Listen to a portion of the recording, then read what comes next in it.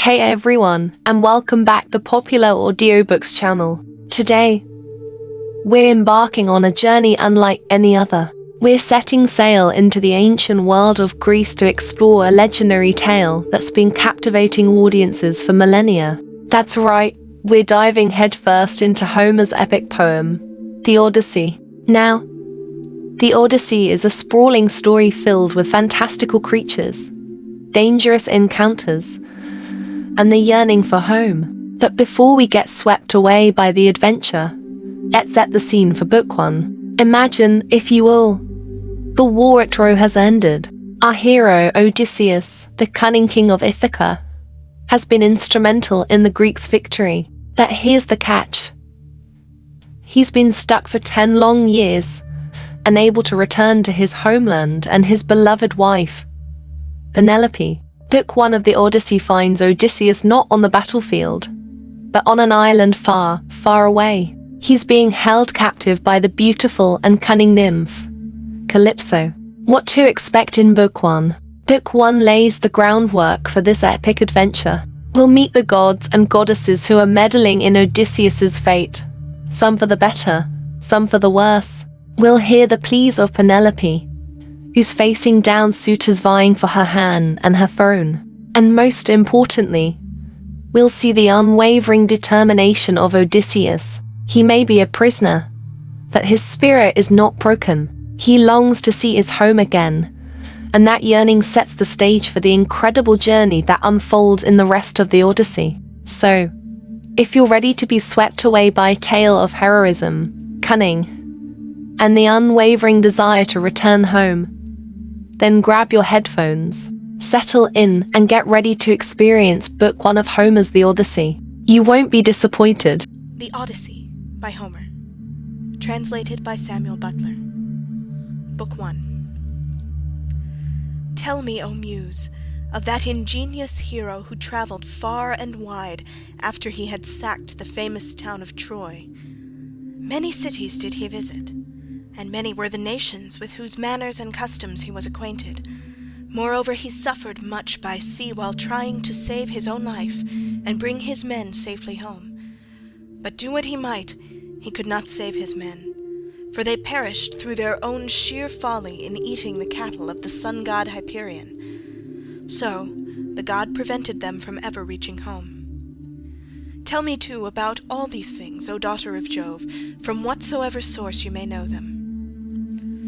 So now, all who escaped death in battle or by shipwreck had got safely home, except Ulysses, and he, though he was longing to return to his wife and country, was detained by the goddess Calypso, who had got him into a large cave and wanted to marry him. But as years went by, there came a time when the gods settled that he should go back to Ithaca.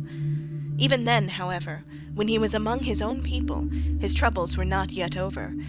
Nevertheless, all the gods had now begun to pity him, except Neptune, who still persecuted him without ceasing, and would not let him get home. Now Neptune had gone off to the Ethiopians, who are at the world's end, and lie in two halves, the one looking west and the other east. He had gone there to accept a hecatomb of sheep and oxen, and was enjoying himself at his festival. But the other gods met in the house of Olympian Jove, and the sire of gods and men spoke first. At that moment he was thinking of Odysseus, who had been killed by Agamemnon's son Orestes.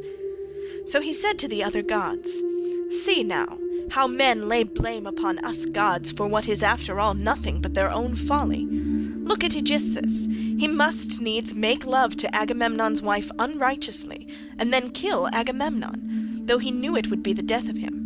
For I sent Mercury to warn him not to do either of these things, inasmuch as Orestes would be sure to take his revenge when he grew up and wanted to return home.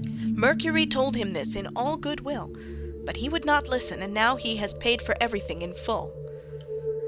Then Minerva said, "Father, son of Saturn, king of kings, it served Aegisthus right, and so it would anyone else who does as he did. But Aegisthus is neither here nor there. It is for Ulysses that my heart bleeds. When I think of his sufferings in that lonely sea-girt island, far away, poor man, from all his friends, It is an island covered with forest, in the very middle of the sea, and a goddess lives there, daughter of the magician Atlas, who looks after the bottom of the ocean, and carries the great columns that keep heaven and earth asunder. This daughter of Atlas has got hold of poor, unhappy Ulysses, and keeps trying by every kind of blandishment to make him forget his home, so that he is tired of life, and thinks of nothing but how he may once more see the smoke of his own chimneys. You, sir, take no heed of this, and yet when Ulysses was before Troy, did he not propitiate you with many a burnt sacrifice? Why then should you keep on being so angry with him? And Jove said, My child, what are you talking about? How can I forget Ulysses, than whom there is no more capable man on earth, nor more liberal in his offerings to the immortal gods that live in heaven? Bear in mind, however, that Neptune is still furious with Ulysses for having blinded an eye of Polyphemus, king of the Cyclops. Polyphemus is son to Neptune by the nymph Thuosa, daughter to the sea king Phorcys. Therefore, though he will not kill Ulysses outright, he torments him by preventing him from getting home. Still, let us lay our heads together and see how we can help him to return. Neptune will then be pacified, for if we are all of a mind, he can hardly stand out against us. And Minerva said, Father, son of Saturn, king of kings, if then the gods now mean that Ulysses should get home, we should first send Mercury to the Ogygian island to tell Calypso that we have made up our minds, and that he is to return. In the meantime, I will go to Ithaca to put heart into Ulysses' son Telemachus. I will embolden him to call the Achaeans in assembly, and speak out to the suitors of his mother Penelope, who persist in eating up any number of his sheep and oxen. I will also conduct him to Sparta and to Pylos, to see if he can hear anything about the return of his dear father, for this will make people speak well of him. So saying, she bound on her glittering gold sandals, imperishable, with which she can fly like the wind over land or sea. She grasped the redoubtable bronze-shod spear, so stout and sturdy and strong, wherewith she quells the ranks of heroes who have displeased her, and down she darted from the topmost summits of Olympus, whereon forthwith she was in Ithaca, at the gateway of Ulysses' house, disguised as a visitor, Mentes, chief of the Taphians, and she held a bronze spear in her hand. There she found the lordly suitors seated on hides of the oxen which they had killed and eaten, and playing draughts in front of the house. Men servants and pages were bustling about to wait upon them, some mixing wine with water in the mixing bowls, some cleaning down the tables with wet sponges and laying them out again, and some cutting up great quantities of meat. Telemachus saw her long before anyone else did. He was sitting moodily among the suitors, thinking about his brave father, and how he would send them flying out of the house if he were to come to his own again and be honoured as in days gone by. Thus brooding as he sat among them, he caught sight of Minerva, and went straight to the gate, for he was vexed that a stranger should be kept waiting for admittance. He took her right hand in his own, and bade her give him her spear. "Welcome," said he, "to our house, and when you have partaken of food, you shall tell us what you have come for." He led the way as he spoke, and Minerva followed him. When they were within, he took her spear and set it in the spear-stand against a strong bearing-post, along with the many other spears of his unhappy father, and he conducted her to a richly decorated seat, under which he threw a cloth of damask. There was a footstool also for her feet, and he set another seat near her for himself, away from the suitors, that she might not be annoyed while eating by their noise and insolence, and that he might ask her more freely about his father. A maidservant then brought them water in a beautiful golden ewer, and poured it into a silver basin for them to wash their hands, and she drew a clean table beside them. An upper servant brought them bread, and offered them many good things of what there was in the house. The carver fetched them plates of all manner of meats, and set cups of gold by their side, and a manservant brought them wine, and poured it out for them. Then the suitors came in, and took their places on the benches and seats. Forthwith, men-servants poured water over their hands, maids went round with the bread-baskets, pages filled the mixing bowls with wine and water, and they laid their hands upon the good things that were before them. As soon as they had had enough to eat and drink, they wanted music and dancing, which are the crowning embellishments of a banquet. So a servant brought a lyre to Phemius, whom they compelled perforce to sing to them. As soon as he touched his lyre and began to sing, Telemachus spoke low to Minerva, with his head close to hers, that no man might hear. "I hope, sir," said he, "that you will not be offended with what I am going to say. Singing comes cheap to those who do not pay for it, and all this is done at the cost of one whose bones lie rotting in some wilderness or grinding to powder in the surf. If these men were to see my father come back to Ithaca, they would pray for longer legs rather than a longer purse, for money would not serve them. But he, alas, has fallen on ill fate, and even when people do sometimes say that he is coming, we no longer heed them. We shall never see him again. And now, sir, tell me, and tell me true, who you are and where you come from. Tell me of your town and parents, what manner of ship you came in, how your crew brought you to Ithaca, and of what nation they declared themselves to be, for you cannot have come by land. Tell me also truly, for I want to know, are you a stranger to this house, or have you been here in my father's time? In the old days we had many visitors, for my father went about much by himself." And Minerva answered, "I will tell you truly and particularly all about it. I am Mentes, son of Anchialus, and I am king of the Taphians. I have come here with my ship and crew, on a voyage to men of a foreign tongue being bound for Temesa, with a cargo of iron, and I shall bring back copper. As for my ship, it lies over yonder, off the open country, away from the town, in the harbour, Rheithron, under the wooded mountain Neritum. Our fathers were friends before us, as old Laertes will tell you, if you will go and ask him. They say, however, that he never comes to town now, and lives by himself in the country, faring hardly, with an old woman to look after him and get his dinner for him, when he comes in tired from pottering about his vineyard. They told me your father was at home again, and that is why I came, but it seems the gods are still keeping him back, for he is not dead, yet not on the mainland. It is more likely he is on some sea-girt island in mid-ocean, or a prisoner among savages who are detaining him against his will. I am no prophet, and know very little about omens, but I speak as it is borne in upon me from heaven, and I assure you that he will not be away much longer. For he is a man of such resource that even though he were in chains of iron, he would find some means of getting home again. But tell me, and tell me true, can Ulysses really have such a fine-looking fellow for a son?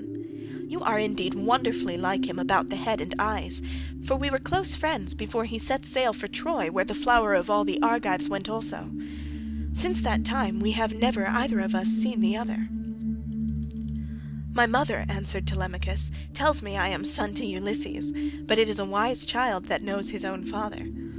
Would that I were son to one who had grown old upon his own estates, for since you ask me, there is no more ill-starred man under heaven than he who they tell me is my father."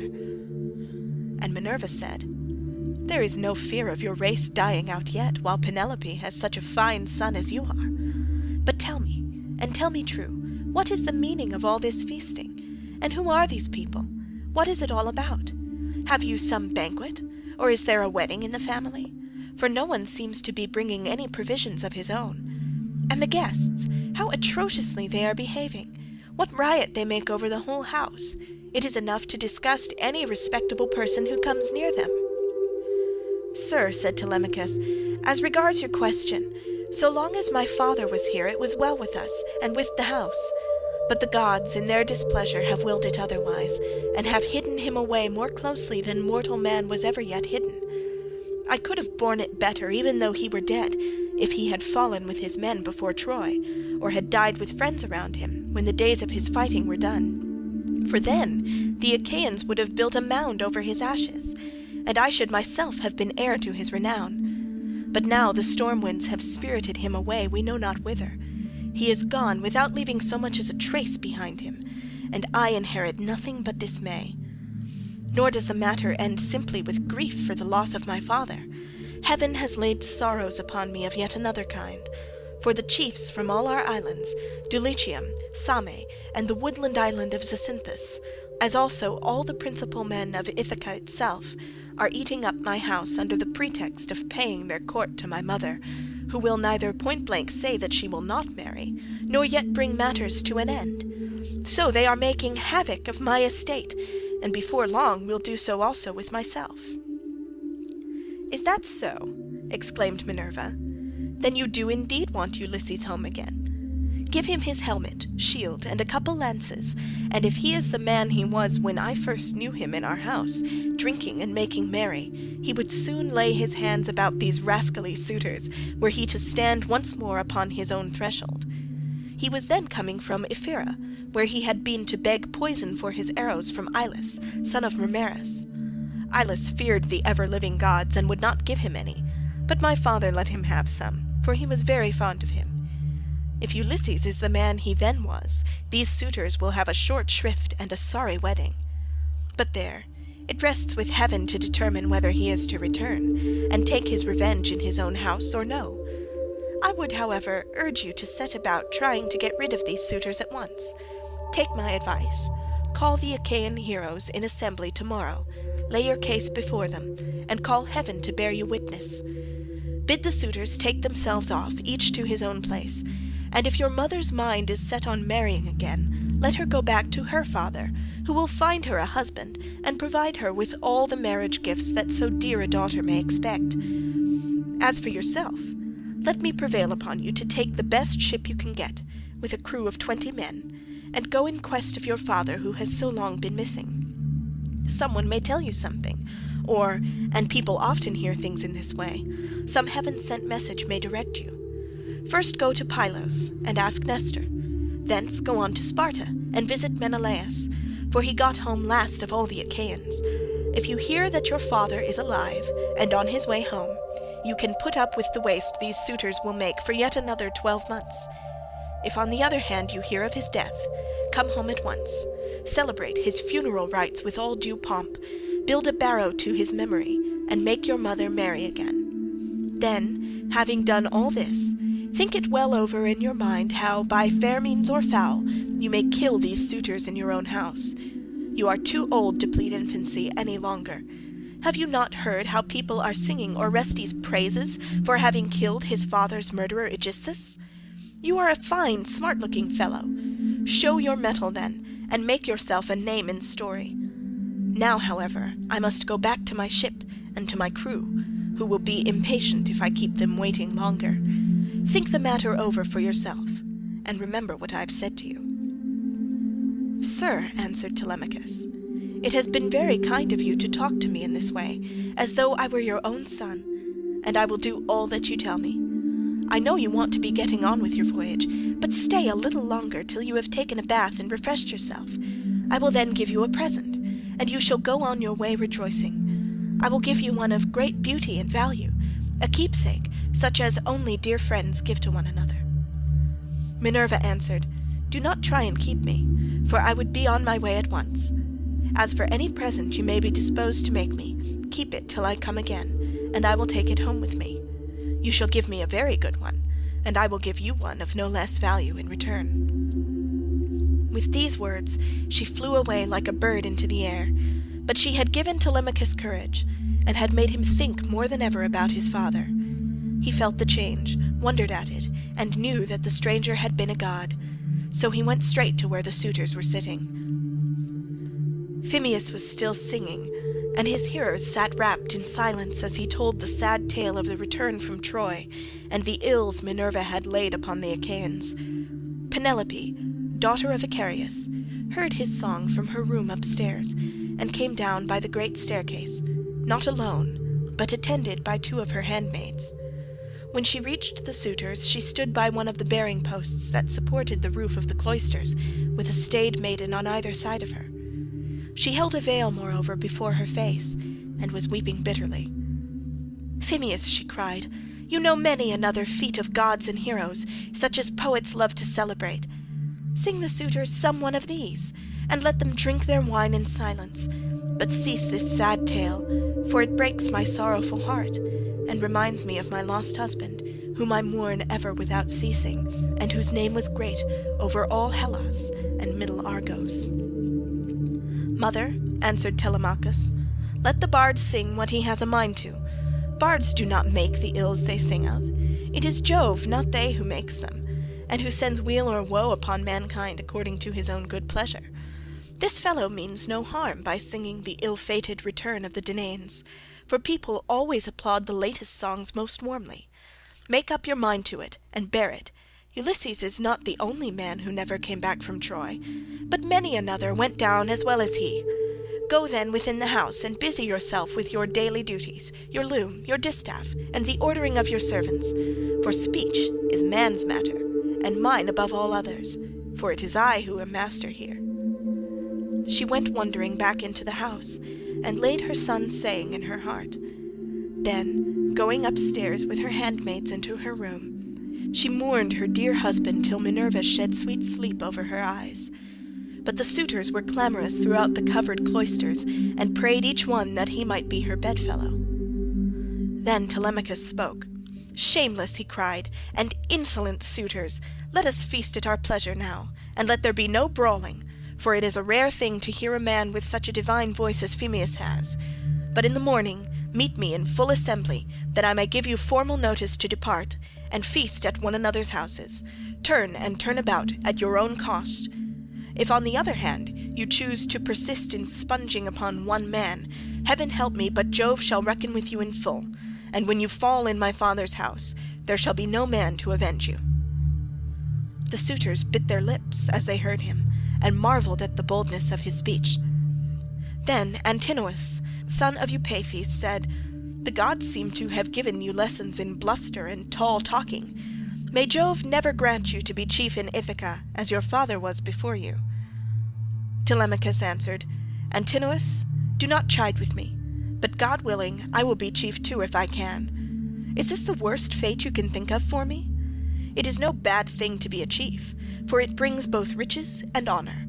Still, now that Ulysses is dead, there are many great men in Ithaca, both old and young, and some other may take the lead among them. Nevertheless, I will be chief in my own house, and I will rule those whom Ulysses has won for me." Then Eurymachus, son of Polybus, answered, "It rests with heaven to decide who shall be chief among us, but you shall be master in your own house, and under your own possessions. No one, while there is a man in Ithaca, shall do you violence and rob you. And now, my good fellow, I want to know about this stranger. What country does he come from? Of what family is he, and where is his estate? Has he brought you news about the return of your father, or was he on business of his own? He seemed a well-to-do man, but he hurried off so suddenly that he was gone in a moment before we could get to know him." "My father is dead and gone," answered Telemachus, "and even if some rumour reaches me, I put no more faith in it now. My mother does indeed sometimes send for a soothsayer and question him, but I give his prophecies no heed. As for the stranger, he was Mentes, son of Anchialus, chief of the Taphians, an old friend of my father's. But in his heart he knew that it had been the goddess." The suitors then returned to their singing and dancing until the evening, but when night fell upon their pleasuring, they went home to bed, each in his own abode. Telemachus' room was higher up in a tower that looked on to the outer court. Hither then he hied, brooding and full of thought. A good old woman, Euryclea, daughter of Ops, the son of Pisenor, went before him with a couple of blazing torches. Laertes had bought her with his own money when she was quite young. He gave the worth of 20 oxen for her, and showed as much respect to her in his household as he did to his own wedded wife, but he did not take her to his bed, for he feared his wife's resentment. She it was who now lighted Telemachus to his room, and she loved him better than any of the other women in the house did, for she had nursed him when he was a baby. He opened the door of his bedroom and sat down on the bed. As he took off his shirt, he gave it to the good old woman, who folded it tidily up, and hung it for him over a peg by his bedside, after which she went out, pulled the door to by a silver catch, and drew the bolt home by means of the strap. But Telemachus, as he lay covered with a woolen fleece, kept thinking all night through of his intended voyage of the counsel that Minerva had given him. End of Book 1.